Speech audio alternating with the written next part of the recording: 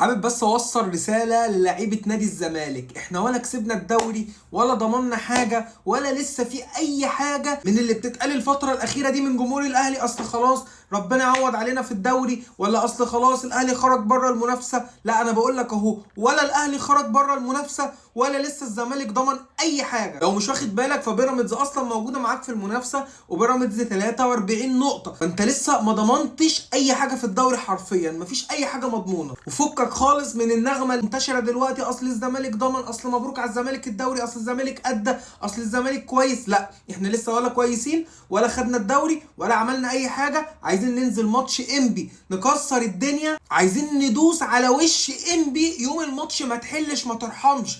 اي فريق هتنزل تلعبه انزل راجل دغدغه في ارض الملعب. وراك جمهور جبار في المدرجات ما بيرحمش هو كمان. قدامنا 7 مباريات ان شاء الله نفوز فيهم نكون ابطال الدوري. عندك ماتش انبي اللي هيبقى مفصلي جدا في مشوارك في الدور الثاني في الدوري، لانك لو كسبت حرفيا هتبقى بتحطم وبتدمر امال الاهلي كلها في انه يكمل في المنافسه على الدوري. فان شاء الله ده يحصل بكره باذن الله امام انبي. ننزل نكسر الدنيا. العب راجل في الملعب، روح الفانلة البيضة تكون حاضرة زي ما احنا مكملين بأدائنا والرجولة، وان شاء الله بإذن الله نفوز على انبي، وان شاء الله نكمل المشوار اللي بدأناه، واللي ان شاء الله تكون نهايته بإذن الله فوز نادي الزمالك ببطولة الدوري المصري. كل التوفيق باذن الله بكره لنادي الزمالك، وان شاء الله يفوز على انبي ويفرحنا كلنا باذن الله، وعقبال الفرحه الكبيره باذن الله بفوز الزمالك في نهايه الدوري باذن الله.